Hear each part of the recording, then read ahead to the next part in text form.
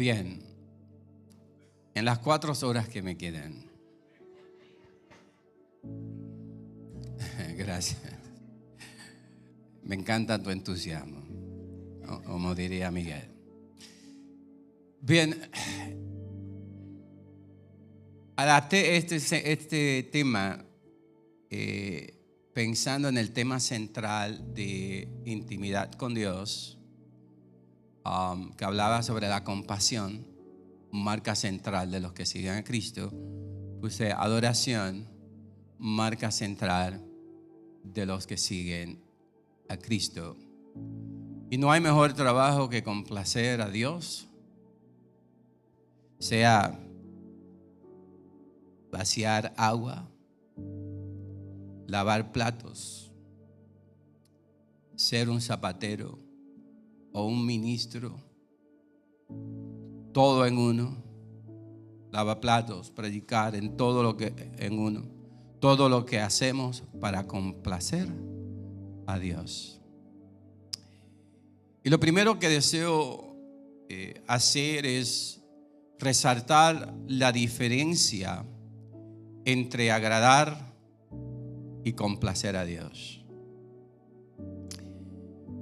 Estos dos verbos expresan ambos acciones agradables a aquel quien es su objeto, sea de adoración o de admiración. Ahora miremos a estos dos verbos por separados. ¿Qué quiere decir agradar? Agradar es semejante a gustar, y agradar y gustar están fundamentados sobre el atractivo que ejercen sobre nosotros los méritos o las cualidades de una persona, o más bien de la persona a la quien estamos tratando de agradar. Y para agradar se necesitan ciertas cualidades personales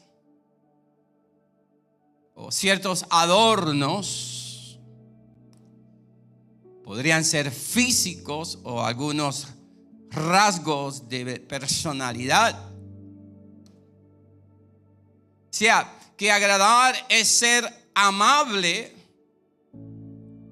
con alguien independientemente de las diferencias, y que no necesariamente este agradar a ese alguien envuelve afecto de nuestra parte. Y generalmente ese agradar se hace con un fin subjetivo en mente. Me explico. Usted tiene un jefe o una jefa demandante, exigente, o que espera, ¿verdad?, ciertos estándares de nosotros, de usted. Y usted hace todo lo posible por agradar a esa persona, pero no necesariamente en sus acciones hay envuelto amor y afecto. Usted lo hace simple y llanamente porque usted tiene que caer en gracia con esa persona. Tiene que estar en las buenas. O sea, yo te puedo hacer, o sea, todas las morisquetas que tú quieras por agradarte, pero en mi corazón no hay afecto hacia ti.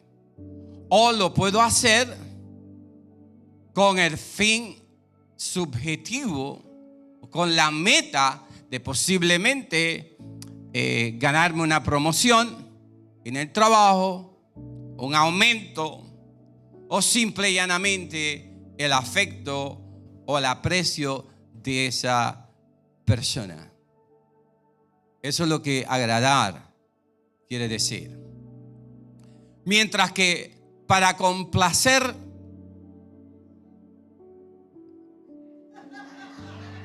me he pasado todo el día escuchando al eco.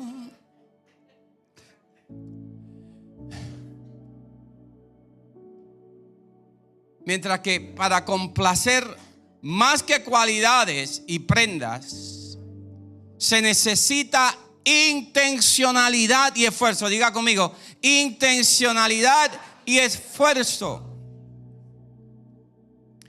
que involucra la totalidad de nuestro ser. O sea que complacer es acomodarse al sentir, al gusto de la otra persona. Es adherirse o apegarse a lo que desea la otra persona con la mira de serle grato. Aquí no es subjetivo. No es con la meta de yo lograr algo para mí, sino con la meta de serle grato a esa persona. Y habiendo dicho esto, pues leamos lo que Marcos nos dice, capítulo 12, versículo 30, uno de los textos que estará al centro de nuestra reflexión de hoy.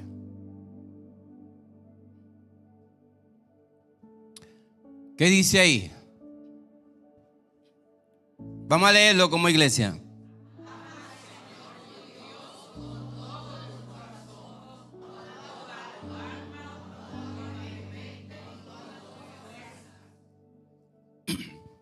Amén. Hace varios años que publiqué en Facebook una reflexión basada en Juan 21, versículo del 15 al 17, en donde Jesús le pregunta a Pedro en 3 ocasiones: Simón, hijo de Jonás, ¿me amas? ¿Me amas tú más que estos? Y 2 de las 3 veces Pedro le contesta a Jesús: sí, Señor, tú sabes que te quiero. Me permito hacer un paréntesis para que entiendan la diferencia. Jesús le pregunta en griego: Pedro, tú me agapeas, que es el amor de Dios, o sea, un amor profundo. Y Pedro le contesta: Señor, yo te fileo, yo te quiero. Imagínese usted que su esposo le pregunta: ¿tú me amas? Y yo no, yo te quiero. Vamos a ver cómo le va a ir eso.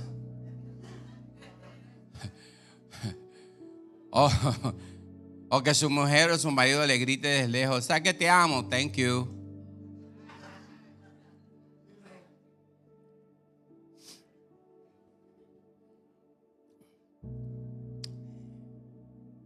Tres veces. Y el texto nos dice que Pedro se entristeció de que Jesús le preguntara por tercera vez: ¿me amas? A lo cual Pedro le respondió: Señor, tú conoces todas las cosas, tú sabes que te amo. Y Jesús le dijo: apacienta mis ovejas. Y con base en esta reflexión basada en Juan capítulo 1, hice la siguiente pregunta: ¿qué queremos decir cuando decimos, y valga la redundancia, que amamos a Dios? ¿Qué queremos decir cuando decimos que amamos a Dios?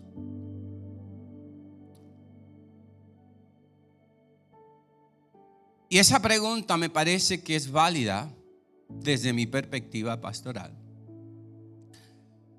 Porque es bien posible que nuestro concepto de amar o adorar a Dios está informado por dogmas religiosas, por tradiciones, o está limitado al acto de cantar a Dios con canciones populares. Cuando hablamos y mantengamos los dos textos en mente. Juan capítulo 4, 22 en adelante, Jesús hablando con la samaritana sobre la verdadera adoración. Y a veces nuestro concepto de adorar o amar a Dios está limitado a algunas tradiciones o posiblemente a canciones populares, como Tú me hiciste con un propósito, de Marcos Witt. ¿Saben? Tú me hiciste con un propósito. Inclusive el concepto de amar a Dios, o inclusive algunas bases teológicas que la gente tiene de Dios, provienen de las películas de Hollywood.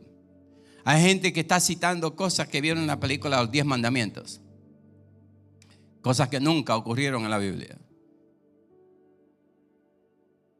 Un concepto errado teológico es conducente a acciones erradas. Y el cántico de Marcos Witt, que no es una crítica, simplemente una aclaración, porque para muchas personas adorar es llegar a la iglesia esperando que el grupo de adoración haya preparado un buen programa de cánticos y alabanza en el cual yo me pueda involucrar a cantar juntamente con ellos, que sí es parte de la adoración, es una expresión de adoración, pero no es la adoración en su totalidad. Y el cántico de Marcos Witt, para movernos, dice: Tú diste al hombre un lenguaje muy bello. Tú nos diste la música para alabarte, y estoy agradecido y quiero cantarte. Estoy agradecido y quiero adorarte. Y hoy hago la misma pregunta. ¿Qué queremos decir cuando decimos que amamos o adoramos a Dios? Y a la luz de mi experiencia de vivir rodeado de gente cristiana por los últimos 40 años, le ofrezco las siguientes posibilidades de lo que queremos decir y lo que realmente nuestras acciones demuestran. Y lo voy a basar estas posibilidades en los 5 subtemas que tratamos esta semana pasada en intimidad con Dios. ¿Qué queremos decir cuando amamos o adoramos a Dios? Señor, te amo, pero deseo tener más compasión por los demás. ¿Se acuerdan? Estaba en intimidad con Dios. Corazón de siervo es compasivo.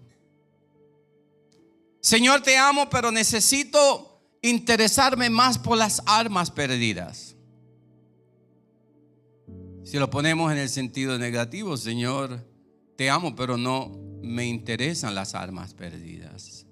Señor, te amo, pero no tengo las fuerzas para perdonar a los que me han ofendido. O no tengo el deseo. Señor, te amo, pero me cuesta ayudar a los necesitados. Señor, te amo, pero yo no tengo paciencia para bregar con los recién convertidos. ¿Se acuerdan? Para aquellos que se arrepienten de sus pecados, usamos la parábola del hijo pródigo y la reacción del padre con aquel hijo que se acababa de arrepentir y el papá, en vez de insultarle, decirle muchacho malcriado, o sea, lo que tú hiciste no estaba bien, ahora vas a venir acá, ¿no? Tomó unas acciones que obviamente la intención de Jesús es revelar el carácter y el corazón de nuestro Dios como Padre. O sea que no importa cuántas veces y en qué manera hayamos ofendido a Dios, Dios siempre está dispuesto a perdonarnos. Y destaco aquí lo siguiente, hermanos. Muchas personas pasan por encima o por alto la ofensa del hijo pródigo. Fue una ofensa abominable. O sea, él estaba pidiendo, las herencias se reciben luego de ¿qué? Después que sus padres mueren. En otras palabras, con la solicitud de que se le entregara su herencia, estaba deseando la muerte de su propio padre. Oye, no te acabas de morir, pues dame lo mío y yo me voy. O sea, imagínense, hermanos, yo estoy seguro que nosotros los somos padres y madres, ¿sabe? Una situación así quebrantaría nuestro corazón, porque uno se pregunta: ¿dónde está tu corazón? ¿Dónde está tu amor? ¿Dónde está tu compasión? Yo quería destacar ese aspecto de la historia del hijo pródigo, donde Jesús revela el corazón de Dios.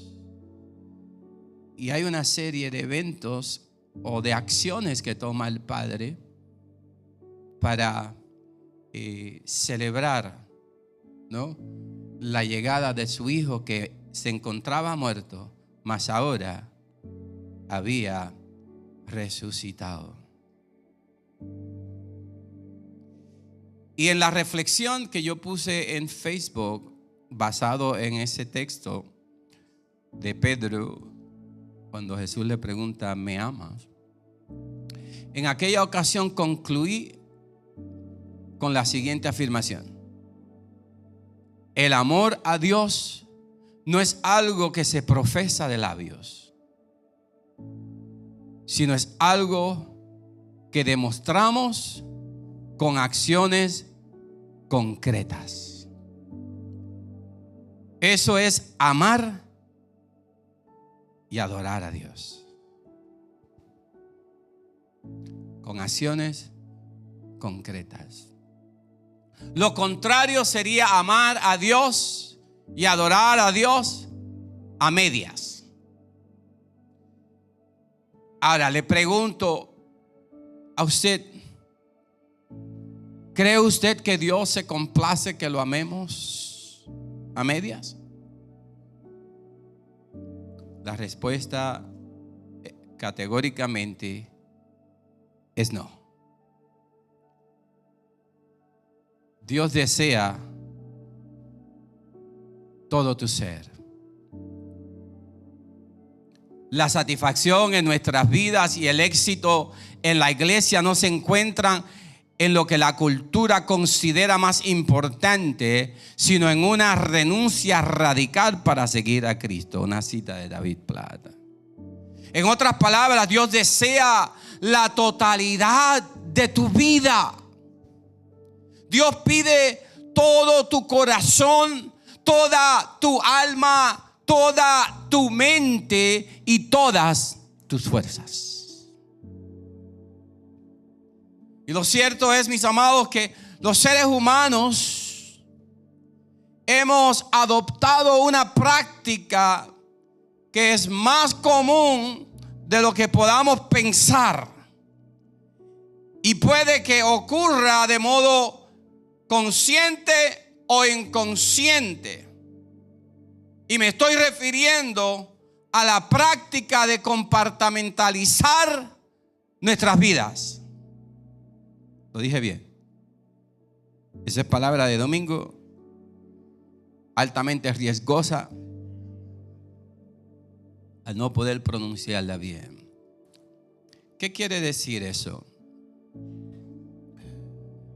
Esta es la forma en que tratamos con diferentes aspectos de nuestras vidas, poniéndolos o ubicándolos en distintos compartimientos, o sea, en distintas cajitas.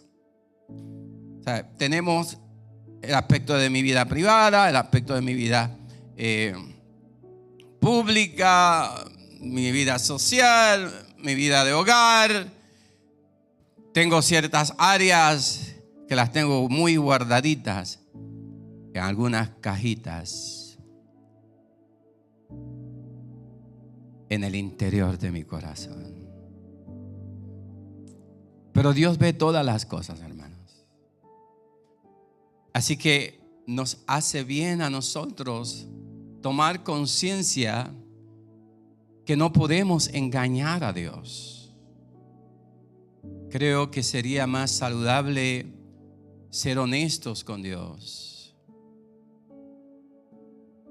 Abrir nuestros corazones y decirle: Señor, en esta área, como leí hace un rato, yo te amo, te adoro, pero tengo dificultad con esto. Es interesante que en las últimas intimidades con Dios el tema del perdón ha sido bastante consistente.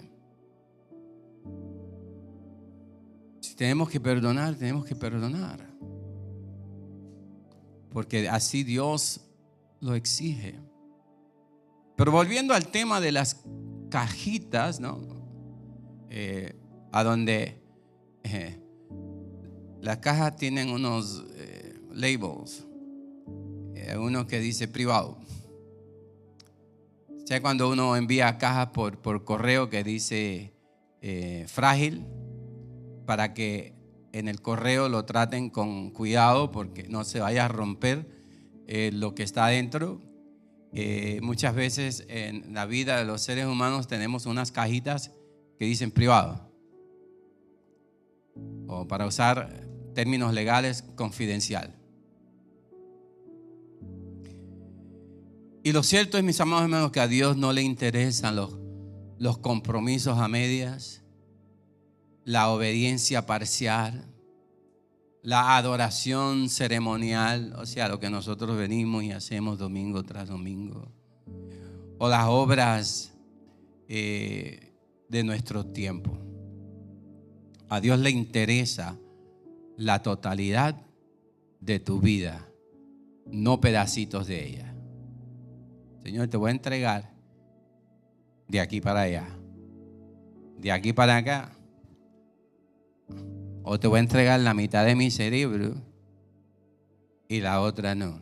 Sí, porque en este cerebro mantenemos unos pensamientos, unas ideas, unos valores, y en la otra mitad mantenemos otros. O sea, Señor, acá no te metas. Es un problema viejo, hermano. Yo eso no me lo estoy inventando. Por eso Pablo entiende la necesidad de decirle a los romanos: no os conforméis a las corrientes de este mundo, sino que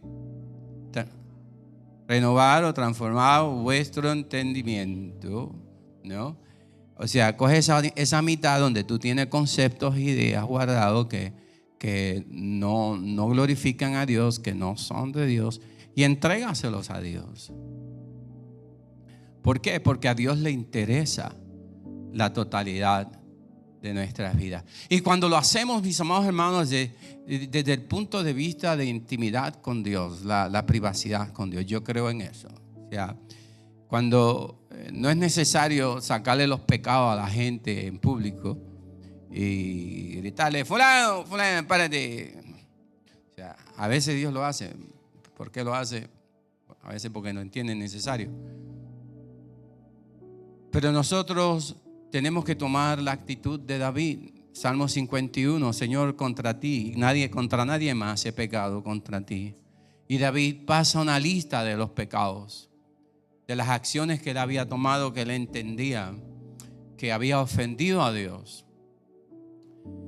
Y le pide, creo que en el versículo 12, por ahí, del Salmo 51, devuélveme el gozo de tu salvación. O sea, David había perdido el gozo de la salvación. O sea, cuando usted y yo nos encontramos en ese plano de que ya no me entusiasma mucho, como decía el salmista, yo me alegré con los que decían. Hay quienes se levantan, aquí no, pero en las iglesias del planeta Marte, hay quienes se levantan por la mañana, ay Dios mío, para la iglesia otra vez. Entonces llegar ahí, buscar un estacionamiento, buscar parking por 45 minutos. Mano, ay, cualquiera se quedaría aquí, chico. O sea, ¿a dónde está el gozo de la salvación? Y quiero decir esto detenidamente para que nosotros podamos entender la naturaleza de lo que Dios ha hecho en nuestras vidas. Cuando a nosotros se nos olvida lo que Dios hizo y lo que le costó. Yo no sé cuántos de ustedes han estado en una situación, pero esas precarias, que usted ha necesitado un favor de alguien. Usted ha estado buscando una soga que caiga de algún sitio para agarrarse de ella, y de repente llega un amigo, una amiga, un vecino, inclusive hasta un desconocido, y te extiende una mano en una situación bien crítica en tu vida y te saca de ese rollo, de ese lío. Y no dices tú, eso yo nunca lo voy a olvidar, porque marcó tu vida.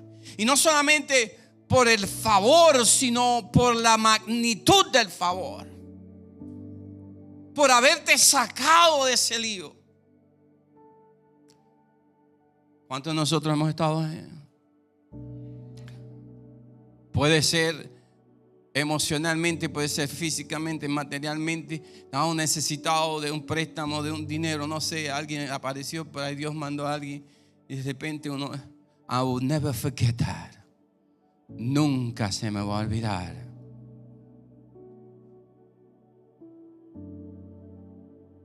Y cada vez que usted cuenta esa historia, porque yo sé que contamos la historia, pudo haber sido en el año 1820, ¿no? Y todavía usted está contando la historia. Y lo interesante del hecho es que cuando la cuenta, su semblante cambia, su actitud cambia. De repente usted comienza a revivir el momento con la misma intensidad, como si la persona estuviera ahí delante de usted, y su corazón se hincha nuevamente de agradecimiento por esa persona. Inclusive comienza a enviarle bendiciones. Dios lo bendiga, Dios la bendiga donde quiera que lo tenga, porque hubo un momento crítico que llegó a mi vida y me sacó de un problema, de un dilema, de una situación.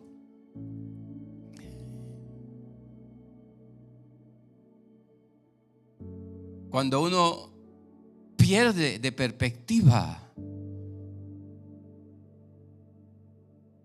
lo que la salvación significa. O sea, lo que Dios hizo. Nuestro nombre está escrito en el libro de la vida. O sea, cuando yo cierre mis ojos aquí y los vuelva a abrir más adelante, yo sé que estaré delante de la presencia de mi Dios.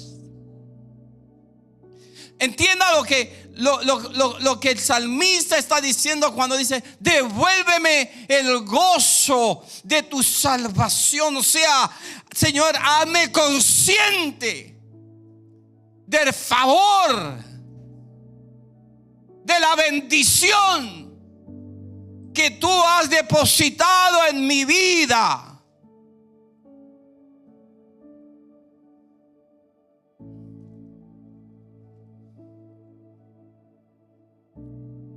Cuando nosotros estamos conscientes que Jesús murió en la cruz del Calvario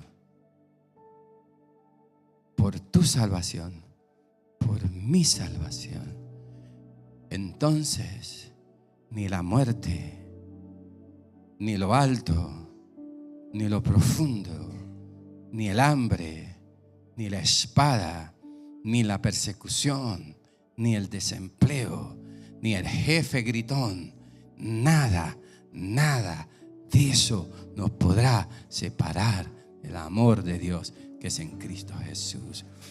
Ni las tribulaciones.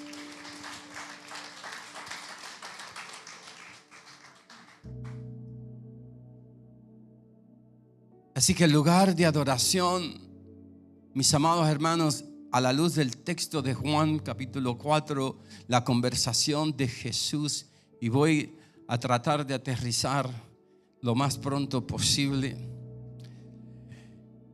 No es tan importante el lugar como lo es y debe ser el porqué.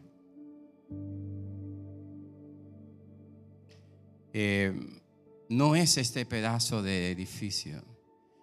Y de paso les pido por favor que oren. Estamos en conversaciones con otras propiedades. Ayer la pastora y yo, bajo ese aguacero que cayó después del culto de los caballeros, fuimos a ver una propiedad por acá, por Brook Avenue. Pero actualmente estamos en conversación con una sinagoga aquí en Pelham Parkway, por ahí. Que se haga la voluntad de Dios. Pero sea aquí o allá, seguimos adorando a Dios. Amén. Porque no es el lugar, sino el por qué. ¿Por qué adoramos a Dios?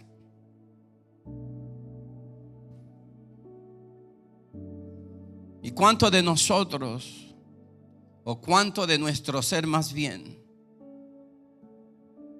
le ofrecemos a Dios cuando le adoramos?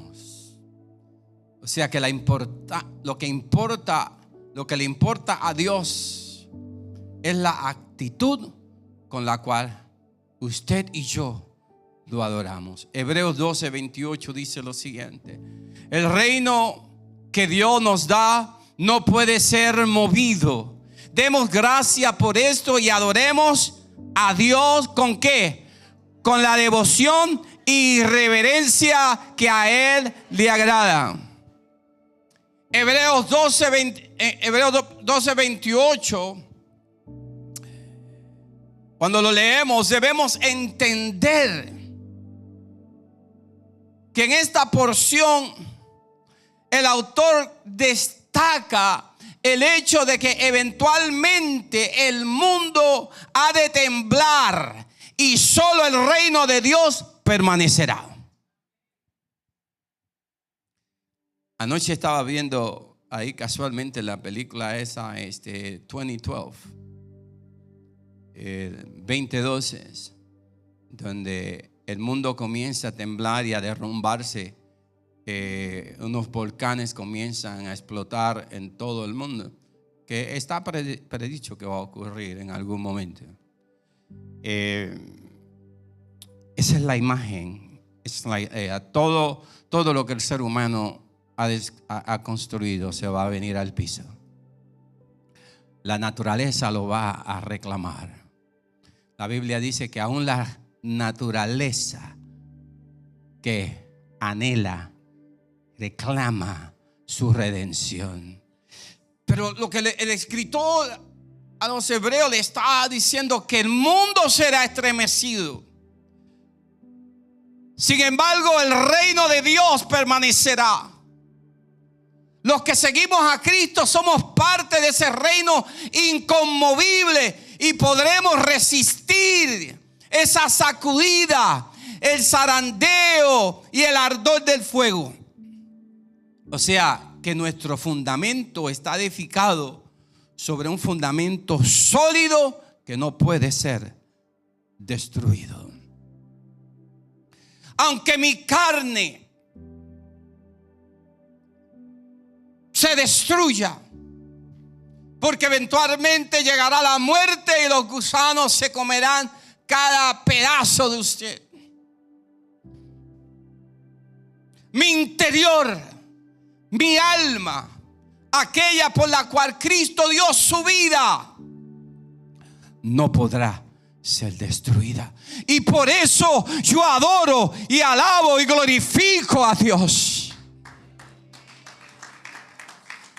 Y habiendo dicho todo esto, quisiera resaltar el hecho de que la adoración que complace a Dios tiene 4 características. Lo voy a hacer lo más rápido posible, basado en el libro de Una vida con propósito de Rick Warren. Creo que él presenta algunas ideas muy importantes para nosotros. Nuestra adoración, Dios se complace cuando nuestra adoración es precisa, o sea que está centrada sobre la palabra de Dios. Nuestra adoración a Dios debe estar basada sobre la verdad bíblica y no sobre ninguna tradición humana ni religiosa. O sea, ¿cuánta gente andan peleándose si son de aquí o son de allá, son de esta tradición o son de la otra? Eso fue lo que Jesús le dijo a la mujer samaritana cuando ella estaba argumentando con él acerca del mejor lugar, el mejor estilo de adoración. ¿Cuántas en los últimos 30 años, cómo ha ido renovándose el culto de adoración? Antes la adoración era, inclusive en muchos sitios no había ni panderetas. Luego empezaron las panderetas. Ahora hay danza, hay de todo. Todo eso es bueno. Pero para Jesús esas cosas son secundarias. O sea, no es el estilo, no es la modalidad en que lo vamos a hacer. Hay personas que prefieren músicas un poquito más aceleradas. Hay otras personas que prefieren música un poquito más clásica, más lenta. Hay personas que quizás prefieren adorar en un lugar donde no suene una pandereta. Hay personas que quisieran adorar hasta dando en el piso con maderas y panderos y todas esas cosas. O sea, para Jesús esas cosas son secundarias. Para Jesús lo que es importante es que, y lo que es relevante es que lo hagamos en espíritu y en verdad. Que nuestros corazones se desborden de gozo y alegría ante el deseo de adorar a Dios.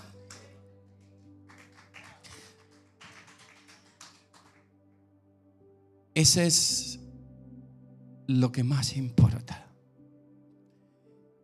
No el lugar, sino la actitud. Cuando Jesús le dice, pero la hora viene y ahora es, está declarando por lo menos 2 cosas. Jesús declara que la hora de la reforma ha llegado, poniendo fin a los ritos y a las ceremonias de la ley. Y por otro lado declara que la elección de Dios de no ser adorado ni en Jerusalén ni en el monte Gerizim, sino que presenta un principio más elevado, algo nuevo. Él desea ser adorado en espíritu y en verdad, lo cual requiere una entrega total y voluntaria. Lo cual nos lleva al siguiente punto. Dios se complace cuando nuestra adoración es auténtica. La adoración auténtica ocurre cuando nuestro espíritu responde voluntariamente en obediencia a Dios y no necesariamente a un cántico, a una alabanza o a sentirnos obligados a ir a la iglesia. O sea, ya desde el sábado en la noche mi espíritu está inquieto. Desde el sábado en la noche mi espíritu está anhelando, está deseando que llegue el día domingo para yo presentarme en adoración y alabanza a mi Dios.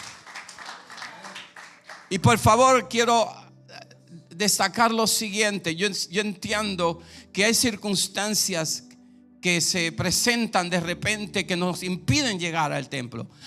David no podía llegar al templo porque lo estaban buscando para matarlo. Yo tenía que mirar desde lejos. Hay situaciones de salud, hay situaciones de familia que de vez en cuando nos impedirán llegar al templo, pero no es la norma.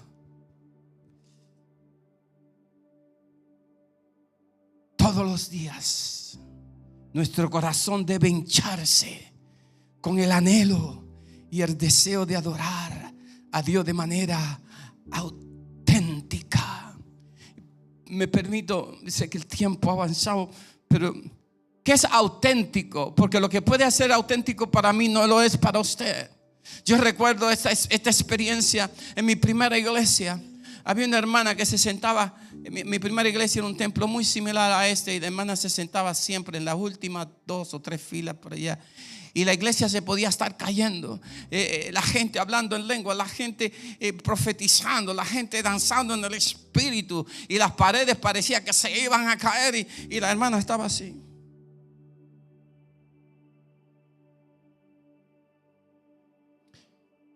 Y mucha gente interpretaron su quietud como falta de entusiasmo y adoración. Y aparentemente eso le llegó a sus oídos.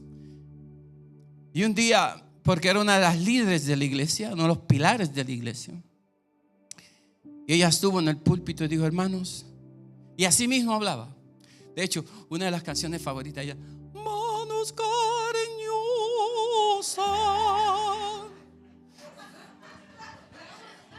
Y la cantaba así, al paso. Y dice: hermanos, ¿me permiten decirle algo? Dice: ustedes me ven que yo me siento allí calladita, no me muevo, no hago ruido, no pataleo, no digo nada. Y para muchas personas quizás yo no estoy motivada o demostrando algún tipo o específico de adoración. Pero créanme que cuando ustedes están brincando y están profetizando y están hablando, yo he tomado mi ministerio en serio, de interceder por la iglesia. Y mientras ustedes disfrutan su momento, yo intercedo delante de Dios. O sea, lo que es auténtico para ti no necesariamente es auténtico para mí. Y tenemos que entender que cada uno de nosotros trae un valor al culto, a la adoración. Sea de los que te gusta gritar con un amén, un aleluya, o posiblemente te mantienes calladito o calladita. Y digo esto, hermanos, con la mayor sensibilidad, porque a veces uno entonces se persuade. Saben que una de las 2 o 3 veces que yo dije que me iba de la iglesia, una de ellas fue: yo nunca he hablado en lenguas, hermano, ni a estas alturas pienso hablar. Y recuerdo que había una predicadora que vino de, no sé si fue de California, no me acuerdo dónde fue, y comenzó a hablar y a profetizar, y dijo: bueno, aquí están, y que la gloria de Dios. Y la mitad de la iglesia comenzó a saltar en lengua y qué sé yo qué. Y estos son los de Dios. Y yo ese día no pude hablar ni en inglés ni en español, mucho menos lenguas angelicales. ¿Ustedes saben que yo concluí? Yo no soy de esto. Yo me sentí rechazado por Dios. Porque casi todos los que estaban allí cayeron brincando en lengua y danzando en el Espíritu. Menos yo. Y decidí irme de la iglesia. Un jueves de oración. ¿Cuántos de ustedes se han sentido rechazados alguna vez en la vida?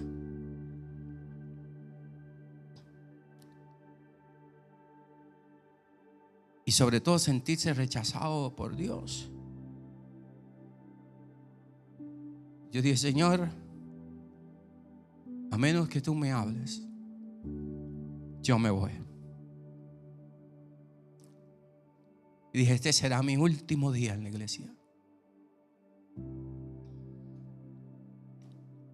Y Dios sabe. Y Dios conoce mi corazón. Dios sabía que yo estaba en serio. Yo esperando escuchar la voz de Dios. Y el culto se acabó. Y yo con mucha tristeza y mucho dolor comencé a despedirme de los hermanos. Nadie sabía que yo había tomado esa decisión. Comencé a despedirme de los hermanos, sabiendo que yo no pensaba regresar a la iglesia. Y cuando llegué a esta hermana, se me agarró del cuello. Muchos de ustedes la conocen, Claribel. Ella estaba aquí con nosotros. Y me apretó fuerte. Y comenzó a gemir.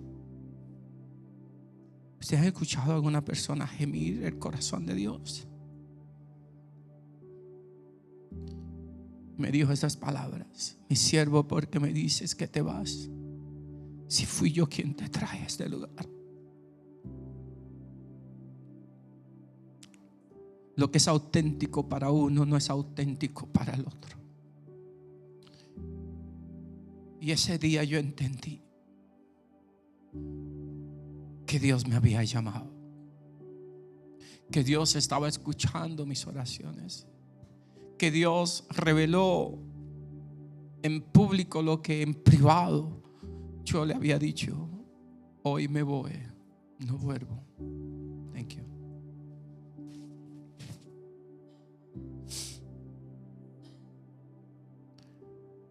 Nuestra adoración, y termino con esto porque no voy a poder seguir por asunto del tiempo.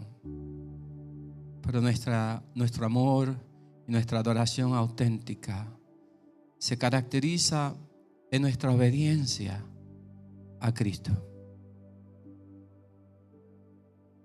Si guardares mis mandamientos,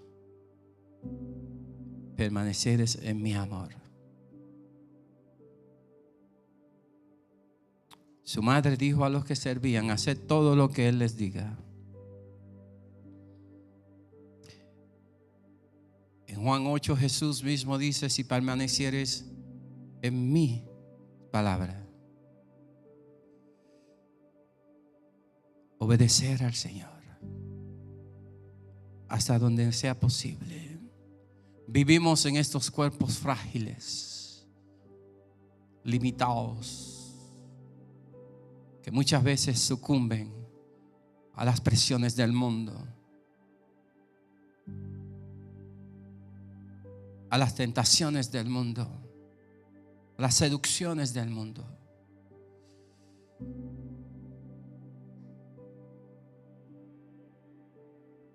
Pero nuestro más alto ideal debe ser obedecer a Cristo.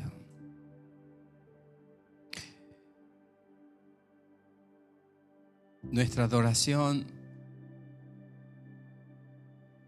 a Dios se debe caracterizar amando a nuestros semejantes. Esta semana en intimidad con Dios tratamos sobre ese tema.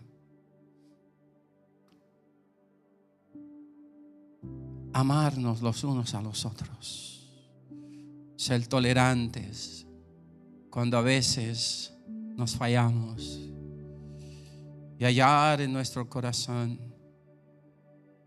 el poder perdonarnos los unos a los otros. Si usted se encuentra evitando a una persona por no perdonarla, examine su corazón. Dele a Dios lo mejor de usted. Seamos humildes. Porque esto es lo que ocurre. A veces venimos a este lugar y adoramos y glorificamos a Dios, y en casa estamos enemistados con alguien en la familia y no queremos saber de ellos. Ni le contestamos llamadas, no le abrimos la puerta, y si lo vemos de lejos cruzamos la calle. La adoración que agrada a Dios es cuando nos amamos los unos a los otros. Y por último, la verdadera y auténtica adoración se caracteriza en nuestro esfuerzo por guardar la unidad del cuerpo de Cristo. Yo en ellos y tú en mí, para que sean perfectamente unidos, para que el mundo conozca que tú me has enviado y que los has amado como también a mí me has amado. Hoy día la iglesia de Cristo a lo largo y a lo ancho del mundo está tan fragmentada. Cada cual profesa tener su verdad. Ellos son salvos, nosotros nos perdemos. Nosotros somos salvos, ellos se pierden. O sea, cada cual tiene su propia verdad. La adoración auténtica se caracteriza por el servicio a nuestros semejantes.